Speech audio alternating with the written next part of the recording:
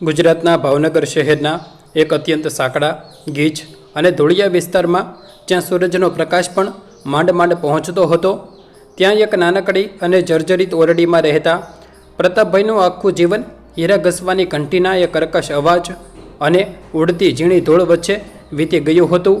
આ એ સમય હતો જ્યારે ભાવનગરમાં હીરા ઉદ્યોગ પૂરજોશમાં હતો, પણ એમાં કામ કરતા રત્ન કલાકારોની જિંદગી એ હીરાની ચમકથી સાવ વિપરીત અને અંધકારમય હતી.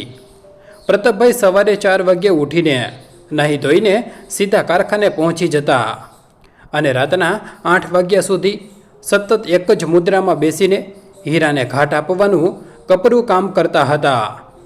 આ સતત કામ કરવાથી તેમની આંખોની રોશની ધીમે ધીમે ઓછી થઈ રહી હતી અને હીરાની ઝીણી ધૂળ શ્વાસમાં જવાને કારણે તેમને કાયમી ખાંસીની બીમારી પણ લાગુ પડી ગઈ હતી. છતાં તેમના ચહેરા પર ક્યારેય થાક કે નિરાશાની લકીર જોવા મળતી ન હતી, કારણ કે તેમની પાસે જીવવાનું એક બહુ મોટું અને પવિત્ર કારણ હતું, અને એ કારણ હતું તેમનો એકનો એક દીકરો સમર. પ્રતાપભાઈ અને તેમના ધર્મપત્ની ગોમતીબેન પોતાના જીવનના તમામ સુખોનો ત્યાગ કરીને માત્ર એક જ સપનું જોયું હતું કે સમરને ભણાવી ગણાવીને એક બહુ મોટો અને ઇજ્જતદાર સાહેબ બનાવવાનો. ગોમતીબેન પણ પતિની આ તપસ્યામાં ખભે ખભો મિલાવીને ચાલતા હતા. તેઓ ઘરનું બધું કામ પતાવીને બપોરે આસપાસના લોકોના પારકા કપડાં સીવવાનું અને ભરત ગૂંથણનું કામ કરતા, જેથી ઘરમાં 2 પૈસાની વધુ આવક થાય અને સમરના ભણતર પાછળ કોઈ કમી ન રહી જાય. ગોમતીબેન ઘણીવાર અડધું ભોજન કરીને ઊભા થઈ જતા અને રાત્રે ભૂખ્યા પેટે સૂઈ જતા, પણ સમરની થાળીમાં ક્યારેય રોટલી ઓછી ન પડવા દેતા.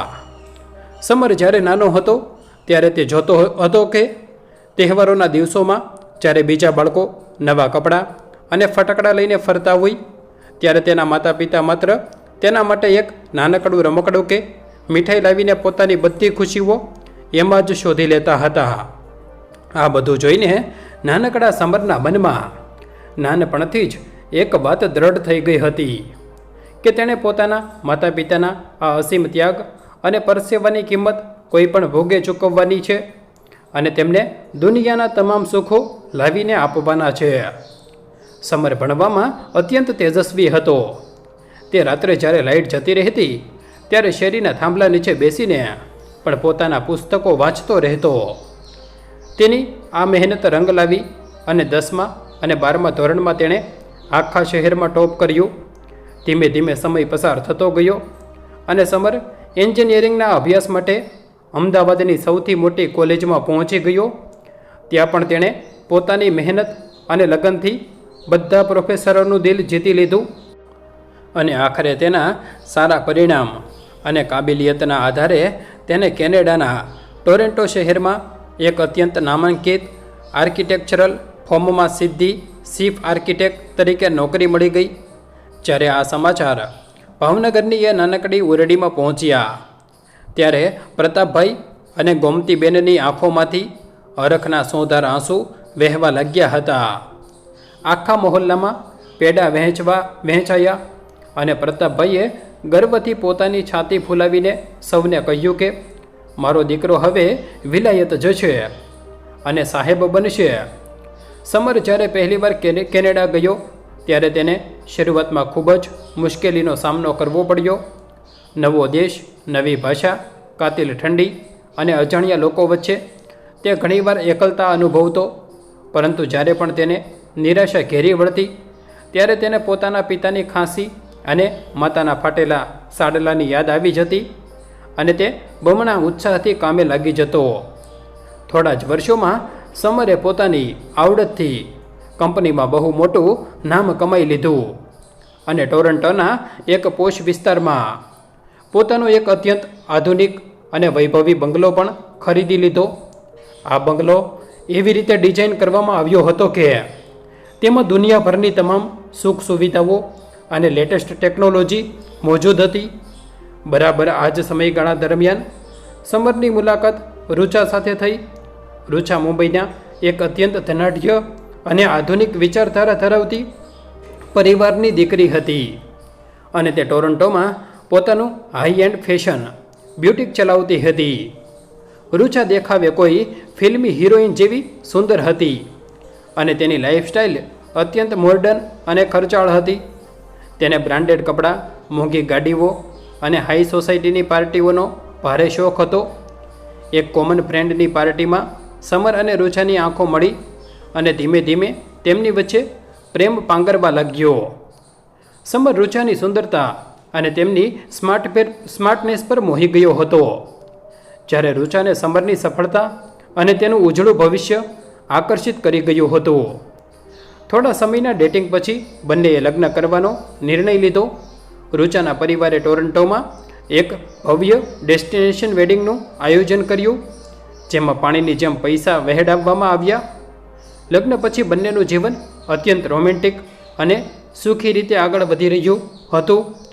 રૂચા પોતાના બ્યુટિકના કામમાં વ્યસ્ત રહેતી અને સમર પોતાના પ્રોજેક્ટમાં દિવસ રાત જોયા વગર મહેનત કરતો.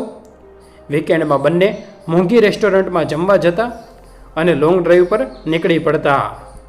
બધું જ એકદમ પરફેક્ટ ચાલી રહ્યું હતું, પરંતુ સમરના મનના કોઈ એક ખૂણે હંમેશા એક ખાલીપો રહેતો હતો. જ્યારે પણ તે પોતાના બંગલાના વિશાળ લિવિંગ રૂમમાં બેસીને બહાર પડતી હિમવર્ષાને જોતો, ત્યારે તેને ભાવનગરની એ ગરમ અને સાંકડી ઓરડી યાદ આવતી, જ્યાં તેના માતા પિતા આજે પણ પોતાના દિવસો પસાર કરી રહ્યા હતા. તેને સતત એવો અપરાધ ભાવ સતાવતો કે જે માવતરે તેને ઉડવા માટે પોતાની પાંખો કાપી નાખી, તેઓ હજુ પણ એવી જ હાડમારી ભરેલી જિંદગી જીવી રહ્યા છે, જ્યારે પોતે અહીં એશો આરામથી રહી રહ્યો છે. આખરે એક દિવસ તેણે મનોમન એક મક્કમ નિર્ણય લીધો કે હવે સમય આવી ગયો છે કે પ્રતાપભાઈ અને ગોમતીબેને ટોરન્ટો આવીને તેમની જિંદગીના બાકીના વર્ષો વૈભવ, શાંતિ અને સન્માન સાથે વિતાવવા જોઈએ. તેણે આ વાત રૂચા સામે મૂકી. ત્યારે શરૂઆતમાં રૂચા થોડી ખચકાઈ, કારણ કે તેણે પોતાની પ્રાઇવસી અને સ્વતંત્રતા છીનવાઈ જવાનો ડર હતો. પરંતુ સમરની લાગણી અને જીદને જોઈને તેણે કમને પણ હા પાડી દીધી અને કહ્યું કે તારા માતા પિતા છે એટલે તેમનું સ્વાગત તો કરવું જ પડે. સમરે તરત જ ભાવનગર ફોન કર્યો અને પોતાના માતા પિતાને કેનેડા આવવાની તૈયારી કરવા જણાવી દીધું. પ્રતાપભાઈ અને ગોમતીબેન માટે તો આયા સમાચાર સાંભળીને જાણે સ્વર્ગ મળી ગયું હોય એવી અનુભૂતિ થઈ. તેમણે ક્યારેય સપનામાં પણ વિચાર્યું નહોતું કે તેઓ વિમાનમાં બેસીને 7 સમંદર પાર પોતાના દીકરાના ઘરે જશે. આખા મહોલ્લાના લોકો તેમને વિદાય આપવા માટે આવ્યા હતા અને ગોમતીબેનની આંખોમાંથી સતત હરખના આંસુ વહી રહ્યા હતા. આમ એક લાંબી અને થકવી દેનારી ફ્લાઇટ પછી જ્યારે પ્રતાપભાઈ અને ગોમતીબેન પહેલીવાર ટોરન્ટોના પિયર્સન ઇન્ટરનેશનલ એરપોર્ટ પર ઉતર્યા, ત્યારે તેમની આંખો પહોળી થઈ ગઈ હતી. એરપોર્ટની ભવ્યતા અને ત્યાંની ચકાચૌંધ જોઈને તેઓ સાવ આવાક રહી ગયા હતા. બહાર નીકળતા જ સમરે દોડીને બંનેને ગાંઠ આલિંગન આપી દીધું અને પ્રતાપભાઈની છાતી ગજ ફૂલવા લાગી. જ્યારે તેઓ સમરની મોંઘી દાટ ગાડીમાં બેસીને તેના બંગલે પહોંચ્યા, ત્યારે ગોમતીબેન વારંવાર ભગવાનનો આભાર માનતા હતા કે તેમના દીકરાએ વિદેશમાં રહીને પણ પોતાના સંસ્કાર અને મા બાપને ભૂલ્યા નથી. અને અહીંથી આ વાર્તાનો એક નવો અને અત્યંત સંવેદનશીલ વળાંક શરૂ થવાની તૈયારીમાં હતો, જ્યાં 2 અલગ અલગ પેઢીઓ, 2 અલગ અલગ સંસ્કૃતિઓ અને 2 સાવ વિપરીત વિચારધારાઓ વચ્ચે એક એવો ટકરાવ ઊભો થવાનો હતો જે ભવિષ્યમાં કોઈને કલ્પી ન હોય એવી પરિસ્થિતિનું નિર્માણ કરવાનો હતો. શરૂઆતમાં થોડા અઠવાડિયા તો જાણે સ્વર્ગમાંથી ઉતરી આવેલા કોઈ સુંદર સ્વપ્નના જેવા પસાર થવા લાગ્યા. ટોરન્ટોના એ આધુનિક અને કાચથી મઢેલા વિશાળ બંગલામાં પ્રતાપભાઈ અને ગોમતીબેનને બધું જ જાદુઈ લાગતું હતું. સમરે પોતાના માતા પિતા માટે નીચેના માળે એક અત્યંત સુંદર અને સુવિધાયુક્ત ઓરડો તૈયાર કરાવ્યો હતો, જેમાં તેમની જરૂરિયાતની ઝીણામાં ઝીણી વસ્તુઓનું ધ્યાન રાખવામાં આવ્યું હતું. રૂચાએ પણ શરૂઆતમાં એનો ઉત્તમ દેખાવ કર્યો કે કોઈને કલ્પના પણ ન આવે કે તેના મનમાં શું ચાલી રહ્યું છે. તે સવારે ઉઠીને ગોમતીબેન સાથે હસી મજાક કરતી. પ્રતાપભાઈને પોતાની મોંઘી ગાડીમાં બેસાડીને ટોરેન્ટો શહેરના જોવાલાયક સ્થળો બતાવવા લઈ જતી અને વીકેન્ડમાં તેમને મોટા શોપિંગ મોલ્સમાં લઈ જઈને મોંઘા કપડાં અપાવતી. ગોમતીબેન તો રૂચાના આ વર્તનથી એટલા બધા પ્રભાવિત થઈ ગયા હતા કે તેઓ ભાવનગરમાં પોતાના સગા વહાલાઓને ફોન કરીને ખુશીથી ફૂલાતા ન હતા અને કહેતા કે અરે મારી વહુ તો રૂપનો અંબાર છે અને સાવ ગાય જેવી સીધી છે. અમારે તો ઘડપણ સુધરી ગયું ભાઈ, પરંતુ કહેવાય છે ને કે ઉજળું એટલું દૂધ નહીં અને સોનાનો ઢોળ ચડાવેલો પિત્તળ ક્યારેય સાસુ છોનું નથી બની શકતો. રૂચાનો આ સારો વ્યવહાર માત્ર એક દેખાડો હતો અને તે માત્ર સમરની સામે પોતાની ઇમેજ સારી રાખવા પૂરતો જ સીમિત હતો. ધીમે ધીમે સમય પસાર થતો ગયો અને રૂચાના ચહેરા પરથી પેલો નકલી મહોરું સરકવા લાગ્યું. એ બંગલાનું વાતાવરણ એકદમ એસ્થેટિક અને પશ્ચિમી સંસ્કૃતિના રંગે રંગાયેલું હતું, જ્યાં પ્રતાપભાઈ અને ગોમતીબેનની દેશી દળપતિ અને સીધી સાદી જીવનશૈલી ક્યાંય મેળ ખાતી ન હતી. રૂચા માટે સૌથી મોટો પ્રોબ્લેમ એ હતો કે તેના ઘરે અવારનવાર તેના હાઈ પ્રોફાઇલ કેનેડિયન ક્લાયન્ટ્સ અને તેની કિટ્ટી પાર્ટીની મોડર્ન બહેનપણીઓ આવતી રહેતી હતી. આવા સમયે પ્રતાપભાઈને ડાઇનિંગ ટેબલ પર છરી કાંટાથી જમતા હોવાનું આવડતું.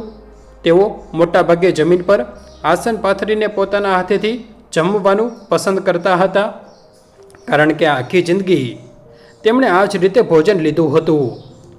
રૂચાને આ બધું ખૂબ જ શરમજનક લાગતું. તે ઘણીવાર મોઢું બગાડીને કહેતી કે પપ્પાજી, આ કોઈ તમારું ભાવનગરનું ગામડું નથી કે તમે જમીન પર બેસીને ખાઓ છો. મારા મહેમાનો જોવે તો મારું સ્ટેટસ ડાઉન થઈ જાય છે. તમને ટેબલ પર બેસતા કેમ નથી ફાવતું? પ્રતાપભાઈ બિચારા કંઈ બોલી ન શકતા અને ચૂપચાપ ઊભા થઈને પોતાના રૂમમાં ચાલ્યા જતા. ગોમતીબેનની આખી જિંદગી પરોઢીએ 4 વાગ્યે ઉઠીને પ્રભાતિયા ગાવામાં અને પૂજાપાઠ કરવામાં વીતી હતી. ટોરોન્ટો આવ્યા પછી પણ તેમણે પોતાનો આ નિત્યક્રમ છોડ્યો ન હતો, પણ ગોમતીબેનના એ મધુર પ્રભાતિયા રૂચાની સવારની મોર્ડન ઊંઘમાં ખલેલ પહોંચાડતા હતા. એક દિવસ સવારે રૂચા કંટાળીને પોતાના રૂમની બહાર આવી અને અત્યંત કડક અવાજમાં ગોમતીબેનને કહેવા લાગી કે મોમ પ્લીઝ, આ શું સવાર સવારમાં તમે ઘોંઘાટ ચાલુ કરી દો છો? અહીં બધા મોડા ઉઠે છે અને મને મારી ઊંઘ અત્યંત વહાલી છે. જો તમારે આ બધું કરવું જ હોય તો અવાજ કર્યા વગર તમારા રૂમમાં બેસીને કરો. મારા આખા ઘરમાં આ ધૂપ અને અગરબત્તીની ગંધ મને જરાય સહન નથી થતી. ગોમતીબેનનું હૃદય આ સાંભળીને ચીરાઈ ગયું. જે દીકરાની સુખાકારી માટે તેમણે આખી જિંદગી ભગવાનની આરાધના કરી હતી, એ જ દીકરાના ઘરમાં આજે તેમને ભગવાનનું નામ લેવા માટે પણ કોઈની પરવાનગી લેવી પડતી હતી. પણ ગોમતીબેને વિચાર્યું કે મારે કારણે દીકરાના ઘરમાં કોઈ કંકાસ ન થવો જોઈએ, એટલે તેમણે પૂજા કરવાનું અને ભજન ગાવાનું લગભગ બંધ જ કરી દીધું. આટલું ઓછું હોય તેમ રૂચાનો અત્યાચાર રસોડા સુધી પણ પહોંચી ગયો. ગોમતીબેનને પોતાના હાથનું દેશી ખાવાનું બનાવવાનો ભારે શોખ હતો. એક રવિવારે બપોરે સમર ઘરે હતો ત્યારે ગોમતીબેને વિચાર્યું કે લાવ મારા દીકરાને ભાવનગરના પ્રખ્યાત ગાંઠિયા અને રાયતા મરચાં બનાવીને ખવડાવવું. તેઓ ઉત્સાહભેરે રસોડામાં ગયા અને તેલ મૂકીને ગાંઠિયા તળવાનું શરૂ કર્યું. આખા ઘરમાં તેલ અને મસાલાની સુગંધ ફેલાઈ ગઈ, પણ રૂસા માટે આ સુગંધ કોઈ દુર્ગંધથી કમ ન હતી. તે દોડતી રસોડામાં આવી અને ગેસ બંધ કરીને ફાટી પડી. અરે મોમ, આ તમે શું માંડ્યું છે? આ મારું લાખો રૂપિયાનું મોડ્યુલર કિચન છે, કોઈ તમારા ગામડોનો દેશી ચૂલો નથી. આખા ઘરમાં મોંઘા પડદા અને સોફામાં આ તેલ અને મસાલાની ગંધ બેસી જશે અને એ ગંધ મહિનાઓ સુધી નહીં જાય. મારા ક્લાયન્ટ્સ આવશે તો શું વિચારશે કે હું કોઈ ઢાબામાં રહું છું? પ્લીઝ, આજ પછી તમે રસોડામાં પગ પણ ન મૂકતા. આપણા માટે બહારથી જમવાનું આવી જશે. ગોમતીબેન સાવ થીજી ગયા. તેમના હાથમાંથી જીરો ઝારો નીચે પડી ગયો. જે માતાએ પોતાના પેટના ખાડા પૂરીને દીકરાને મોટો કર્યો હતો, એ જ માતાને આજે પોતાના જ દીકરાના ઘરમાં રસોઈ બનાવવાનો અધિકાર છીનવાઈ ગયો હતો. પ્રતાપભાઈ આ બધું દૂરથી જોઈ રહ્યા હતા, પણ તેઓ સંપૂર્ણપણે લાચાર હતા. કારણ કે તેઓ જાણતા હતા કે જો તેઓ વચ્ચે બોલશે તો રૂચા સીધો સમર સાથે ઝઘડો કરશે અને તેઓ કોઈ પણ સંજોગોમાં પોતાના દીકરાનો સુખી સંસાર તોડવા માંગતા ન હતા. સમરની સ્થિતિ એવી હતી કે તે સવારે 7 વાગ્યે પોતાની પ્રોજેક્ટ સાઇટ પર જવા નીકળી જતો અને ઘણીવાર રાત્રે 9 કે 10 વાગ્યે થાકીને ઘરે પાછો આવતો. તેને બિલકુલ અંદાજ ન હતો કે તેની ગેરહાજરીમાં તેના માતા પિતા સાથે કેવો વ્યવહાર થઈ રહ્યો છે. જ્યારે પણ સમર ઘરે હોય ત્યારે રૂચા એટલી મીઠાઈથી વર્તતી જાણે દુનિયાની સૌથી આજ્ઞાકારી અને સંસ્કારી વહુ હોય. તે સમરની સામે પ્રતાપભાઈને પપ્પાજી પપ્પાજી કહીને બોલાવતી અને ગોમતીબેનના ખોળામાં માથું મૂકીને બેસવાનો ડોળ કરતી. સમર આ જોઈને મનોમન ખૂબ ખુશ થતો કે તેનો નિર્ણય કેટલો સાચો હતો. પણ સત્ય તો એ હતું કે એ બંધ બારણા પાછળ 2 વૃદ્ધ જીવો રોજ રોજ અપમાનના કડવા ઘૂંટડા પી રહ્યા હતા. રૂચાના મહેણા ટોણા હવે રોજિંદી બાબત બની ગઈ હતી. તે વારંવાર કહેતી કે તમે લોકો આખો દિવસ સોફા પર બેસીને ટીવી જોયા કરો છો. મારું ઘર કોઈ વૃદ્ધાશ્રમ નથી. તમારે કારણે હું મારા મિત્રોને ઘરે પાર્ટી માટે બોલાવી નથી શકતી. તમારા આ ગામડિયા અને અભણ વર્તનના કારણે સોસાયટીમાં મારું નાક કપાય છે અને અહીં આવીને મારી બધી જ ફ્રીડમ છીનવી લીધી છે. પ્રતાપભાઈ અને ગોમતીબેન માટે આ શબ્દો સિંચાની જેમ કાનમાં રેડાતા હતા. આખી જિંદગી કોઈની સામે હાથ ન લંબાવનાર અને ખુમારીથી જીવનાર પ્રતાપભાઈને હવે લાગવા માંડ્યું હતું કે તેઓ પોતાના જ દીકરાના ઘરમાં એક અણગમતા અને વધારાના સામાન જેવા બની ગયા છે. બંને પતિ પત્ની રાત્રે પોતાના રૂમમાં એકબીજાનો હાથ પકડીને મૂંગા મોઢે રડતા રહેતા. પ્રતાપભાઈ કહેતા કે ગોમતી, મને લાગે છે કે આપણે અહીં આવીને બહુ મોટી ભૂલ કરી છે. આપણી એ ભાવનગરની સાંકડી ઓરડી અને કાચના મહેલ કરતાં લાખ દરજ્જે સારી હતી, જ્યાં આપણને 2 ટક રોટલો તો શાંતિથી અને સન્માનથી ખાવા મળતો હતો. ગોમતીબેન આંસુ લૂછતા જવાબ આપતા કે ધીરજ રાખો, બધું સારું થઈ જશે. આપણો સમર કેટલો ખુશ છે. બસ એની ખુશી ખાતર આપણે આ બધું સહન કરી લઈશું. આપણે ક્યાં આખી જિંદગી કાઢવી છે? થોડા વર્ષોની જ વાત છે ને.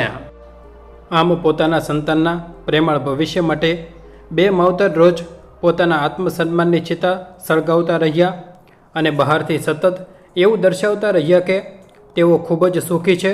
પણ એમને ક્યાં ખબર હતી કે આ તો માત્ર શરૂઆત છે અને આવનારા સમયમાં રૂચાનો અહંકાર કોઈ એવા વિનાશક વાવાઝોડાનું રૂપ લેવાનો છે જે તેમના અસ્તિત્વને મૂળમાંથી હચમચાવી નાખશે અને કેનેડાની એ કાતિલ ઠંડીમાં તેમને એક એવા વળાંક પર લાવીને ઊભા રાખી દેશે જ્યાં તેમને પાસે આંચું સારવા સિવાય કોઈ બીજો રસ્તો નહીં બચે. સમયનું ચક્ર ફરતું ગયું અને કેનેડામાં શિયાળાની ઋતુનું ધીમે ધીમે આગમન થવા લાગ્યું. જે શિયાળો સામાન્ય લોકો માટે બરફની મજા માણવાનો સમય હોય છે, તે જ શિયાળો પ્રતાપભાઈ અને ગોમતીબેન માટે એક ભયંકર સ્વપ્ન બનીને આવવાનો હતો. રૂચાનો ત્રાસ હવે એટલો વધી ગયો હતો કે તેણે બંને વૃદ્ધોને ડ્રોઈંગ રૂમમાં બેસવાની પણ મનાઈ ફરમાવી દીધી હતી અને કહ્યું હતું કે તમે મોટા ભાગે તમારા રૂમમાં જ રહેજો, કારણ કે મારી બુટિકના પ્રમોશન માટે મારા ઘરે વિડીયો શૂટ ચાલતા હોય છે અને તમારા બેકગ્રાઉન્ડમાં આવવાથી વિડીયો ખરાબ થઈ જાય છે. ઘરના એક ખૂણામાં કેદ થઈ ગયેલા એ 2 જીવો હવે માત્ર સમરની રાહ જોતા અને સમર જ્યારે આવતો ત્યારે ચહેરા પર નકલી સ્મિત લાવીને બધું બરાબર હોવાનો અભિનય કરતા. પણ અંદરથી તેઓ ધીમે ધીમે તૂટી રહ્યા હતા અને કોઈ એવા ભયાનક અંત તરફ ધકેલાઈ રહ્યા હતા જેની તેમણે કલ્પના પણ નહોતી કરી. કેનેડાનો શિયાળો પોતાની ચરમ સીમા પર પહોંચી ગયો હતો અને બહારનું તાપમાન -15 ડિગ્રીની આસપાસ રહેવા લાગ્યું હતું. બરફના મોટા મોટા થર રસ્તાઓ અને ઘરોના છાપરાઓ પર જામી ગયા હતા. બરાબર આ જ સમયે સમરની કંપનીમાં એક બહુ મોટો અને મહત્વાકાંક્ષી પ્રોજેક્ટ ફાઇનલ થયો, જેનું ઉદ્ઘાટન વાનકુવર શહેરમાં રાખવામાં આવ્યું હતું.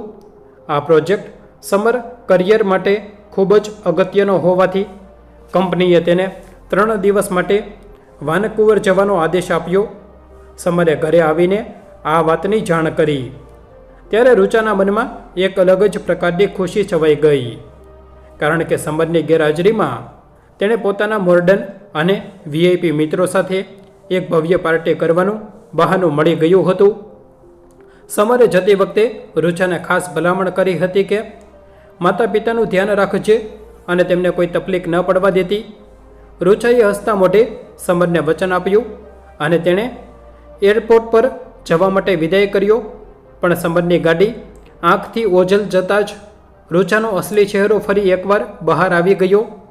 તેણે તરત જ પોતાના બુટિકના પ્રમોશન અને નવા કલેક્શનના લોન્ચિંગ માટે એક અત્યંત ભવ્ય વાઇન એન્ડ ડાઇનનું પાર્ટીનું આયોજન કરી નાખ્યું, જેમાં ટોરેન્ટો શહેરના સૌથી મોટા માથાઓ, ફેશન ડિઝાઇનર્સ અને હાઈ પ્રોફાઇલ ક્લાયન્ટ્સના આવવાના હતા.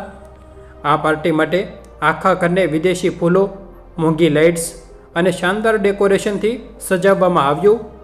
મોટા મોટા કેટરર્સને બોલાવવામાં આવ્યા અને મોંઘીદાટ વાઇનની બોટલો મંગાવવામાં આવી. સાંજ પડતાં જ રુચાએ પ્રતાપભાઈ અને ગોમતીબેન પાસે બોલાવીને એક અત્યંત ક્રૂર ફરમાન સંભળાવી દીધું. તેણે કહ્યું કે સાંભળો, આજે રાત્રે મારા ઘરે બહુ જ મોટા અને વીઆઈપી મહેમાનો આવવાના છે અને આ પાર્ટી માટે મારી જિંદગી અને કરિયર માટે બહુ જ મહત્ત્વની છે. એટલે તમે બંને ચૂપચાપ બેઝમેન્ટ એટલે કે ભોંયરાના રૂમમાં જતા રહો. અને હા, પાર્ટી પૂરી ન થાય અને બધા મહેમાનો જતા ન રહે ત્યાં સુધી કોઈ પણ સંજોગોમાં ઉપર આવતા નહીં. મારે મારા મહેમાનો સામે કોઈ શરમજનક સ્થિતિ કે તમારું આ ગામડિયું વર્તન નથી જોઈતું. આ સાંભળીને પ્રતાપભાઈના આત્મસન્માનને જબરજસ્ત ઠેંચ પહોંચી. આખી જિંદગી ગર્વથી જીવેલ એ પિતાને આજે પોતાના જ દીકરાના ઘરમાં એક અછૂતની જેમ ભોંયરામાં ધકેલી દેવામાં આવ્યા હતા. પણ દીકરાની આબરૂ અને ઘરની શાંતિ ખાતર તેઓ પત્નીનો હાથ પકડીને ચૂપચાપ એ અંધારા અને ઠંડા ભોંયરામાં ચાલ્યા ગયા. રાતના 10 વાગ્યાનો સમય થયો હતો અને બહાર ભયાનક હિમવર્ષા એટલે કે બરફનું વાવાઝોડું શરૂ થઈ ગયું હતું. પવનના સૂચવાટા એટલા ભયંકર હતા કે બારીના કાચ પણ હચમચી રહ્યા હતા. ભોંયરામાં હીટર બરાબર કામ નહોતું કરતું અને ત્યાંની હવા એકદમ ભેજવાળી અને કાતિલ ઠંડી હતી. ગોમતીબેનને ઉંમરના કારણે સાંધાના દુખાવાની તકલીફ હતી અને આ ભયંકર ઠંડીમાં તેમના ઘૂંટણ અને કમરમાં અસહ્ય પીડા ઉપડી. તેઓ એક જૂના ધાબળામાં લપેટાઈને ધ્રુજી રહ્યા હતા. પત્નીની આ પીડા જોઈને પ્રતાપભાઈનું કાળજું કંપી ઉઠ્યું. તેમની પાસે ગોમતીબેનને આપવા માટે કોઈ દવા નહોતી, પણ તેમણે વિચાર્યું કે જો રસોડામાંથી થોડું ગરમ પાણી લઈ આવું તો ગોમતીને પીવા માટે કામ લાગે અને થોડો શેક પણ થઈ જાય, જેથી દુખાવામાં રાહત મળે. ઉપરના માળે પાર્ટી પૂરજોશમાં ચાલી રહી હતી. મોટું મ્યુઝિક વાગી રહ્યું હતું અને લોકોના હસવાના અને કાચના ગ્લાસ ટકરાવાના અવાજો આવી રહ્યા હતા.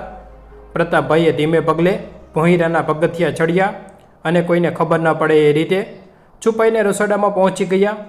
એમણે ગેસ પર થોડું પાણી ગરમ કર્યું અને એક જગમાં ભરી લીધું. તેઓ જ્યારે ગરમ પાણીનો જગ લઈને પાછા પોતાના રૂમ તરફ જઈ રહ્યા હતા ત્યારે પેસેજમાં એકદમ અંધારું હતું અને ફ્લોર પર કદાચ કોઈ મહેમાને પાણી ઢોળ્યું હોવાથી ત્યાં ભીનાશ હતી. પ્રતાપભાઈની નબળી આંખો એ ભીનાશ જોઈ ન શકી અને તેમનો પગ જોરથી લપસ્યો. તેઓ ધડામ દઈને જમીન પર પડ્યા અને તેમની સાથે જ પેસેજના એક ખૂણામાં મૂકેલું રૂછાનું અત્યંત મોંઘું ઇટાલિયન ક્રિસ્ટલનું વાજ એટલે કે ફૂલદાની પણ જમીન પર પડીને કટકે કટકા થઈ ગઈ. આ મોટો અવાજ સાંભળીને આખી પાર્ટીમાં અચાનક સોંપો પડી ગયો. મ્યુઝિક બંધ થઈ ગયું અને બધા મહેમાનો પેસેજ તરફ જોવા લાગ્યા. રૂચા દોડતી દોડતી ત્યાં આવી. જમીન પર પડેલા પ્રતાપભાઈ અને તૂટેલા વાજના ટુકડાઓ જોઈને તેના મગજનો પારો 7મા આસમાને પહોંચી ગયો. તેનો અહંકાર અને ગુસ્સો એટલી હદે બેકાબૂ થઈ ગયો કે તેણે મહેમાનોની હાજરીની સહેજ પણ પરવા કર્યા વિના પ્રતાપભાઈ પર બરાડા પાડવાનું શરૂ કરી દીધું. Are you blind? તમને દેખાતું નથી? ખબર છે આ ફૂલદાની કેટલી મોંઘી હતી? તમે લોકો મારા જીવનમાં એક શ્રાપ બનીને આવ્યા છો. જ્યારે જુઓ ત્યારે મારું નુકસાન જ કર્યા કરો છો. મેં તમને ચોખ્ખી ના પાડી હતી કે નીચે જ રહેજો, તો પછી ઉપર શું કામ આવ્યા? આ કોઈ તમારા ભાવનગરનું ઝૂંપડું નથી કે જ્યાં મન ફાવે ત્યાં રખડી શકો. આ મારો લાખો રૂપિયાનો બંગલો છે અને તમે લોકો મને સાવ બરબાદ કરવા બેઠા છો. રૂચાનો અવાજ સાંભળીને ગોમતીબેન ધ્રુજતા ભોંયરામાંથી ઉપર આવ્યા. પ્રતાપભાઈને જમીન પર પડેલા જોઈને તેમની આંખોમાં આંસુ આવી ગયા. તેમણે તરત જ પ્રતાપભાઈને ઊભા કર્યા અને હાથ જોડીને રૂસાની સામે કગરવા લાગ્યા. બહુ બેટા, અમને માફ કરી દે. તારા સસરાને વાગ્યું છે. એ માત્ર મારા માટે ગરમ પાણી લેવા આવ્યા હતા. તું શાંત થઈ જા દીકરા. પણ અહંકારમાં આંખ ધળી અને પૈસાના નશામાં ચોર થયેલી રૂછાએ આજે કોઈ મર્યાદા રાખી નહીં. તેણે દરવાજા તરફ આંગળી છીંધીને એવી સીચ પાડી જેણે 2 વૃદ્ધના હૃદયના ટુકડા કરી નાખ્યા. Get out, just get out from my house right now. મારે હવે 1 સેકન્ડ પણ તમારું મનહૂસ મોઢું નથી જોવું. તમારા જેવા ભિખારીઓ માટે મારા ઘરમાં કોઈ જગ્યા નથી. નીકળો મારા ઘરમાંથી બહાર, અત્યારે ને અત્યારે. આ શબ્દો સાંભળીને પ્રતાપભાઈની આંખોમાં લોહી ઉતરી આવ્યું. આભ ફાટ્યું હોય ત્યાં થીંગડું ક્યાં દેવા જવું, એ કહેવત આજે તેમના માટે સાચી પડી રહી હતી. જે બાપે પોતાના પરસેવાથી દીકરા માટે મહેલ ઊભો કર્યો હતો, એ જ મહેલમાંથી આજે તેમને રાતોરાત બહાર કાઢી મૂકવામાં આવી રહ્યા હતા. આ ઘરમાં હવે એક પળ પણ ઊભા રહેવું એ પોતાના સ્વાભિમાનની અને માવતર હોવાની ગરિમાની હત્યા કરવા બરાબર હતું. પ્રતાપભાઈએ કંઈ પણ બોલ્યા વગર ગોમતીબેનનો હાથ પકડ્યો. પોતાના રૂમમાં જઈને માત્ર 2 જોડી કપડાં એક જૂની થેલીમાં નાખ્યા અને કોઈને કંઈ પણ કહ્યા વગર એ ભયાનક રાત્રે કાતિલ હિમવર્ષામાં ઘરની બહાર નીકળી ગયા. રાતના લગભગ 12:30 વાગ્યા હતા. બહાર -20 ડિગ્રી તાપમાન હતું અને રસ્તાઓ પર બરફની ચાદર પથરાયેલી હતી. પવન ચહેરા પર છાબખાની જેમ વાગી રહ્યો હતો. 2 પાતળા સ્વેટર અને સામાન્ય ચપ્પલ પહેરેલા એ વૃદ્ધ માવતરની હાલત અત્યંત કફોડી હતી. ગોમતીબેનના આંસુ ગાલ પર થીજી ગયા હતા. ઠંડીના કારણે તેમના દાંત કકડી રહ્યા હતા અને પગ બરફમાં ખૂંચી રહ્યા હતા. તેઓ અજાણ્યા દેશના સુમસામ રસ્તા પર લાચાર બનીને ચાલતા રહ્યા. પ્રતાપભાઈને સમજાતું ન હતું કે આ વૃદ્ધાવસ્થામાં અને આટલી કાતિલ ઠંડીમાં તેઓ પોતાની પત્નીને લઈને ક્યાં જશે. તેમણે પોતાના દીકરાને ઉજ્જવળ ભવિષ્ય આપવા માટે જે કષ્ટ સહન કર્યા હતા, તેનો આવો ભયંકર બદલો મળશે એવું તેમણે ક્યારેય સપનામાં પણ વિચાર્યું ન હતું. થોડું અંતર કાપ્યા પછી પ્રતાપભાઈને અચાનક યાદ આવ્યું કે તેમની સાથે ભાવનગરમાં ભણેલો તેમનો એક જૂનો ભાઈબંધ બટુકભાઈ પણ ઘણા વર્ષોથી ટોરેન્ટોના એક સેવાડાના વિસ્તારમાં રહે છે અને એક નાનકડો દેશી ગ્રોસરી સ્ટોર ચલાવે છે. પ્રતાપભાઈએ રસ્તાના એક ખૂણે આવેલા પબ્લિક ફોન બુકમાંથી કાંપતા હાથે અને થીજી ગયેલા આંગળીઓથી બટુકભાઈનો નંબર ડાયલ કર્યો. મધરાતનો સમય હોવા છતાં મિત્રનો ગભરાયેલો અવાજ સાંભળીને બટુકભાઈ તરત જ બધું સમજી ગયા અને તેમણે પ્રતાપભાઈને કહ્યું કે તમે જ્યાં છો ત્યાં જ ઊભા રહો, હું અત્યારે જ આવું છું. થોડીવાર પછી બટુકભાઈ પોતાની જૂની ખખડધજ વાન લઈને ત્યાં પહોંચ્યા. રસ્તાના કિનારે બરફમાં થીજી રહેલા અને આંસુ સારતા પ્રતાપભાઈ અને ગોમતીબેનને જોઈને બટુકભાઈની આંખો પણ ફાટી રહી ગઈ. તેમણે તરત જ વાનમાંથી ઉતરીને પોતાના મિત્રને ગળે લગાવી દીધો. અરે પ્રતાપ, આ શું હાલત છે તમારી? આટલી રાત્રે તમે અહીં શું કરો છો? પ્રતાપભાઈ કંઈ બોલી શક્યા નહીં, માત્ર ઘ્રુસકે ને ઘ્રુસકે રડી પડ્યા. બટુકભાઈએ તરત જ બંનેને વાનમાં બેસાડ્યા, હીટર ફૂલ ચાલુ કર્યું અને પોતાના નાનકડા ઘરે લઈ ગયા. બટુકભાઈના પત્નીએ બંને માટે ગરમ ચા અને નાસ્તો બનાવ્યો. ગોમતીબેનને પહેરવા માટે ગરમ કપડાં આપ્યા. બટુકભાઈના ઘરે પહોંચ્યા પછી પ્રતાપભાઈએ માંડ પોતાના આંસુ રોકીને બધી વાત કરી. જે સાંભળીને બટુકભાઈના રૂવાડા ઊભા થઈ ગયા. તેમને વિશ્વાસ નહોતો આવતો કે કોઈ વહુ પોતાના સાસુ સસરા સાથે આટલો ઘાતકી અને અમાનવીય વ્યવહાર કેવી રીતે કરી શકે. બીજી તરફ વાનકુંવરમાં રહેલા સમરને આખી રાત ઊંઘ નહોતી આવી. તેનું મન અત્યંત અશાંત હતું અને કોઈ અજાણ્યા ભયથી તેનો જીવ ગભરાઈ રહ્યો હતો. તેને વારંવાર પોતાની માતાની યાદ આવતી હતી. સવાર પડતાં જ તેણે ગોમતીબેનના મોબાઈલ પર ફોન કર્યો, પણ ફોન સ્વિચ ઓફ આવી રહ્યો હતો. તેને કંઈક અજુગતું લાગ્યું. તેણે તરત જ રૂચાને ફોન લગાવ્યો અને પૂછ્યું કે મમ્મી પપ્પા ક્યાં છે? તેમનો ફોન કેમ બંધ છે? રૂચાએ સાવ નિર્જલતાથી અને કોઈ પણ જાતના પસ્તાવા વગર જવાબ આપ્યો કે મને ખબર નથી. સવારે હું ઉઠી ત્યારે એ લોકો ઘરમાં નહોતા. કદાચ ક્યાંક ફરવા ચાલ્યા ગયા હશે અથવા કોઈ સંબંધીને ત્યાં જતા રહ્યા હશે. This is not my problem. રૂચાનો આવો વૃક્ષ અને બેજવાબદાર અવાજ સાંભળીને સમરના પગ નીચેથી જમીન સરકી ગઈ. તેને સમજાઈ ગયું કે નક્કી કોઈ બહુ મોટો કાંડ થયો છે, કારણ કે તેના માતા પિતા ક્યારેય તેને કહ્યા વગર ઘરની બહાર પણ પગ મૂકતા નહોતા અને આટલી ભયંકર ઠંડીમાં તેઓ ક્યાંય જઈ શકે તેમ પણ નહોતા. સમરે પોતાની તમામ મિટિંગો રદ કરી દીધી અને તરત જ ટોરેન્ટો પાછા ફરવા માટે પહેલી ફ્લાઇટ પકડી લીધી. હવે આવનારો સમય એ બંગલામાં એક બહુ મોટો ભૂકંપ લાવવાનો હતો, જ્યાં એક દીકરાનો ભરોસો તૂટવાનો હતો અને એક અહંકારી પત્નીને તેના કર્મોનું ફળ મળવાનું હતું.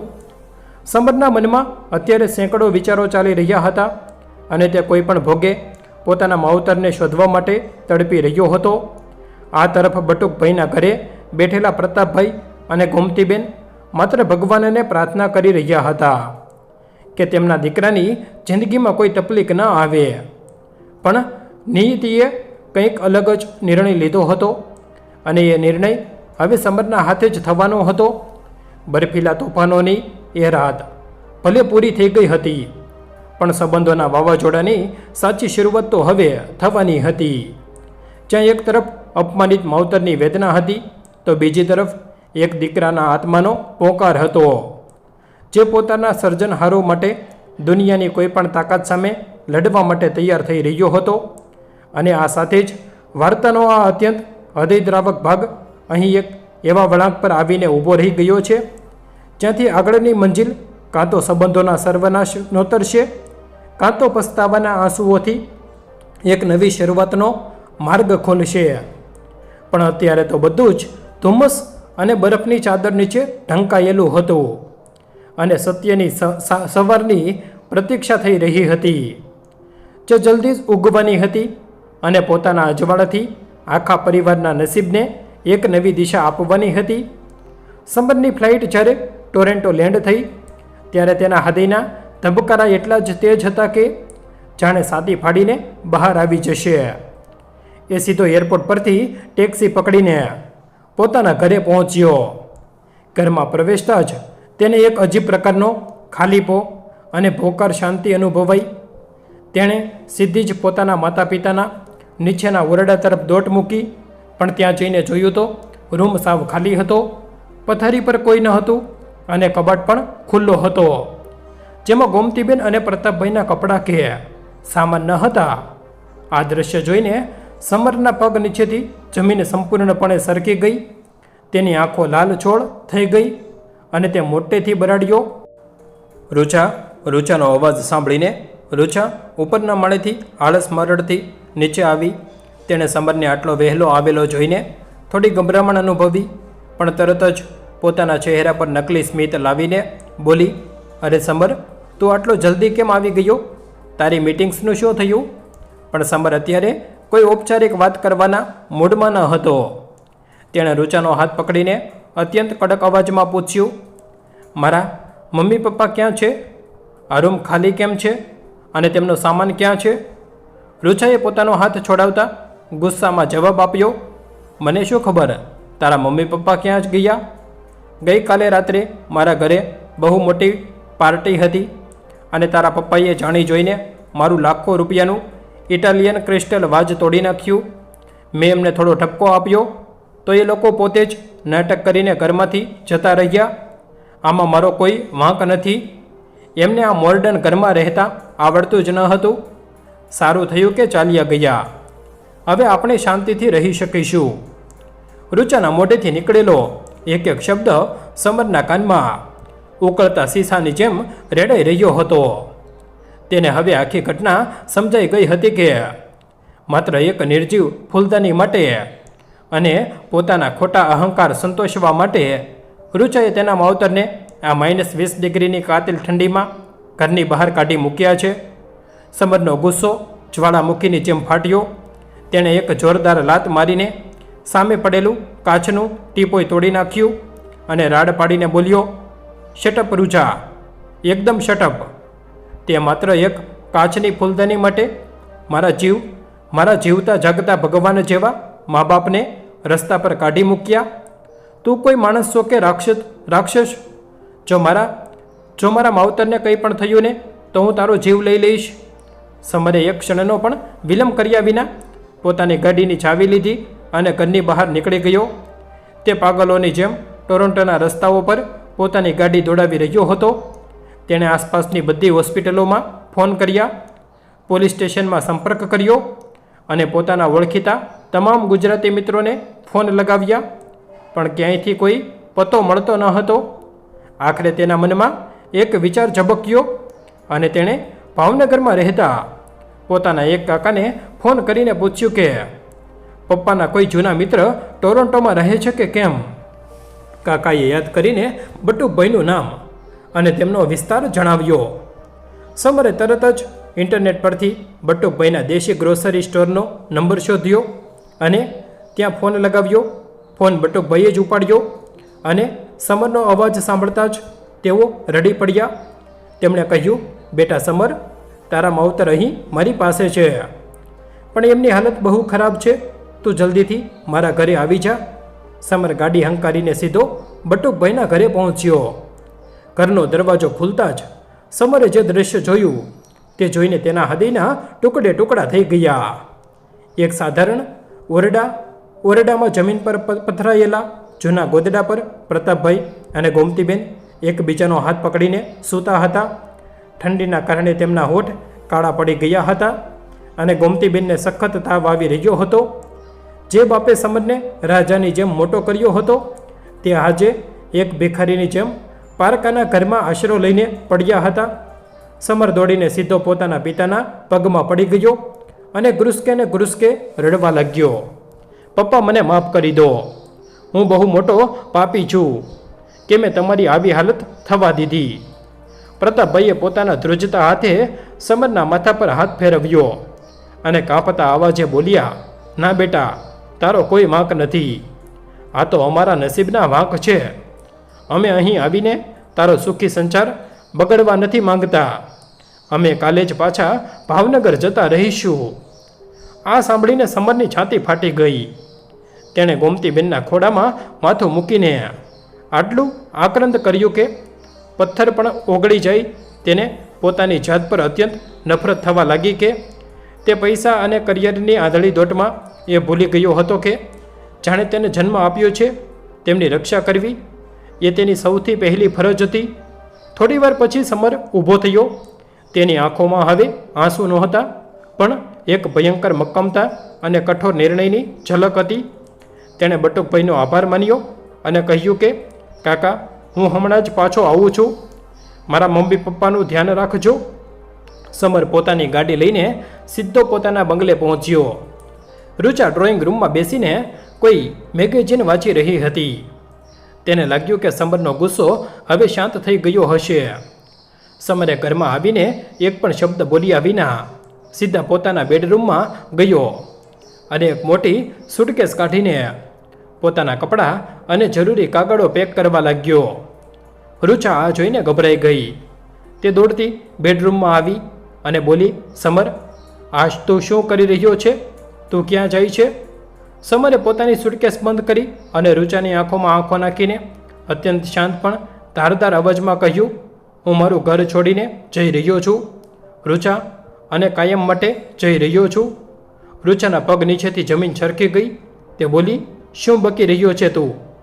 તારા મમ્મી પપ્પા માટે તું મને અને આ લાખો રૂપિયાના ઘરને છોડી દઈશ?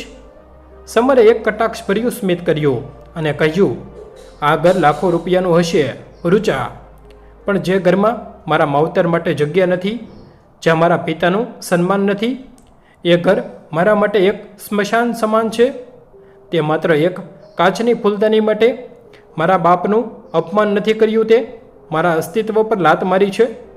તને તારો અહંકાર, તારું સ્ટેટસ અને તારી આ હાઈ સોસાયટી મુબારક. મારા માટે મારા મા બાપની ધૂળભરી ચપ્પલ તારા આ આખા બંગલા કરતાં કરોડો ગણી વધુ કિંમતી છે.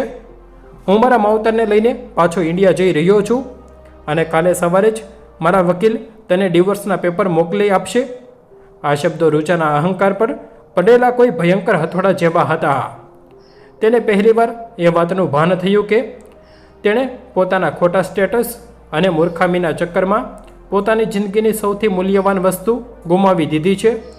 તેને સમજાઈ ગયું કે સમર વિના તેની આખી લાઈફસ્ટાઈલ, તેનું બ્યુટિક અને તેનું આ સ્ટેટસ સાવ પોકળ અને આધારહીન છે. જે મિત્રોની સામે તે હોશિયારી મારતી હતી કે મિત્રો કોઈ દિવસ તેના ખરાબ સમયમાં ઊભા રહેવાના ન હતા, રૂચાનો બધો જ અહંકાર અને પાવર એક જ પળમાં ઓગળી ગયો. તે ગ્રુસકે ને ગ્રુસકે રડી પડી અને સમરના પગમાં પડી ગઈ. પ્લીઝ સમર, મને છોડીને ન જા. મારી બહુ મોટી ભૂલ થઈ ગઈ છે. હું આંધળી થઈ ગઈ હતી. મારા મગજ પર પૈસા અને સ્ટેટસનું ભૂત સવાર હતું. મને એક છેલ્લો મોકો આપ સમર. હું મમ્મી પપ્પાની માફી માંગવા તૈયાર છું. પ્લીઝ સમર, મને માફ કરી દે. સમરે તેને પગેથી ઢસડેલી અને કહ્યું, મારી માફી માંગવાથી કંઈ નહીં થાય. જેમના તે દિલ દુભાવ્યા છે, માફી તો તેમની પાસે જ માંગવી પડશે. રૂચા તરત જ સમરની સાથે બટુકભાઈના ઘરે જવા તૈયાર થઈ ગઈ અને તેઓ બટુકભાઈના ઘરે પહોંચ્યા ત્યારે પ્રતાપભાઈ અને ગોમતીબેન ચા પી રહ્યા હતા. રૂચાને જોતાં જ તેઓ થોડા ગભરાઈ ગયા, પણ રૂચા દોડીને સીધી ગોમતીબેન અને પ્રતાપભાઈના પગમાં પડી ગઈ. તેના આંસુઓથી વૃદ્ધ માવતરના પગ ભીંજાઈ ગયા. રૂચા રડતા રડતા બોલી, પપ્પાજી, મોમ, મને માફ કરી દો. હું ડાકણ છું. મેં તમારું બહુ અપમાન કર્યું છે, તમારું દિલ દુભાવ્યું છે. મારું પાપ માફ કરવા લાયક તો નથી, પણ પ્લીઝ મને એક મોકો આપો અને તમારી દીકરી બનાવી લો. હું જિંદગીભર તમારી સેવા કરીશ. ગોમતીબેન એક મા હતા અને માનું હૃદય હંમેશા કરુણાથી ભરેલું હોય છે. ગોમતીબેનનું માતૃત્વ છલકાઈ ગયું. તેમણે તરત જ રૂચાને પોતાના ધ્રુજતા હાથે ઊભી કરી અને તેને સાતી સરસી ચાંપી દીધી. ગોમતીબેને રૂચાના માથા પર હાથ ફેરવતા અત્યંત પ્રેમાળ અવાજે કહ્યું, ગાંડી, દીકરીઓથી ભૂલ ન થાય તો કોનાથી થાય? તને તારી ભૂલ સમજાઈ ગઈ. બસ એ જ અમારા માટે બહુ મોટું છે. ભગવાન તારું ભલું કરે. બેટા પ્રતાપભાઈએ પણ પોતાના ગુસ્સાને ભૂલીને રૂચાને માફ કરી દીધી. આ દ્રશ્ય જોઈને સમરની આંખોમાં પણ આંસુ આવી ગયા અને બટુકભાઈ પણ ભાવુક થઈ ગયા. એ જ દિવસે આખો પરિવાર ફરીથી પોતાના બંગલે પરત ફર્યો, પણ આ વખતે બધું બદલાઈ ચૂક્યું હતું. રૂચાનો અહંકાર હવે કાયમ માટે ખતમ થઈ ગયો હતો. તેણે બીજા જ દિવસથી પોતાની કિટી પાર્ટીઓ અને બિનજરૂરી દેખાડો બંધ કરી દીધો. તે હવે સવારે વહેલી ઉઠીને ગોમતીબેન અને ભગવાનની પૂજા કરવા લાગી અને પ્રતાપભાઈ માટે જાતે ગુજરાતી રસોઈ બનાવતા શીખવા લાગી. ઘરમાં હવે કોઈ મોડર્ન મ્યુઝિક નહીં, પણ પ્રભાતિયા ગુંજવા લાગ્યા હતા. ધીમે ધીમે સમય પસાર થતો ગયો અને ઘરના બધા સભ્યો વચ્ચે અત્યંત ગાઢ પ્રેમ અને આત્મીયતા બંધાઈ ગઈ. પ્રતાપભાઈ અવારનવાર કહેતા કે જીવનમાં પૈસા કે મોટો બંગલો ક્યારેય સુખ નથી આપતા, પણ પરિવારનો સંપ અને વડીલોના આશીર્વાદ જ સાચું સુખ છે. આ ઘટનાએ રૂચાને અને સમાજને એક બહુ મોટો અને ક્યારેય ન ભૂલાય એવો પાઠ ભણાવ્યો કે માણસ ગમે તેટલો મોટો બની જાય, ગમે તેટલા પૈસા કમાઈ લે કે દુનિયાના કોઈ પણ ખૂણે પહોંચી જાય, પણ જો તે પોતાના મા બાપનું સન્માન નથી કરી શકતો તો તેની બધી જ સફળતા શૂન્ય છે.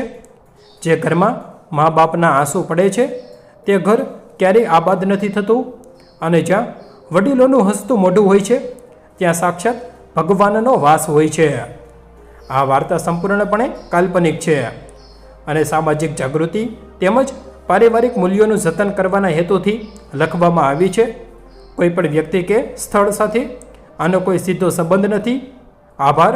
ફરી મળીશું એક નવી વાર્તા સાથે. જો તમને આ વાર્તા પસંદ આવી હોય તો વિડીયોને લાઈક અને શેર કરવાનું ભૂલશો નહીં, જેથી આ સંદેશ સમાજના દરેક ઘર સુધી પહોંચી શકે અને માવતરનું ઋણ ચૂકવવાની પ્રેરણા દરેક સંતાનને મળી શકે. જય શ્રી કૃષ્ણ. ધન્યવાદ.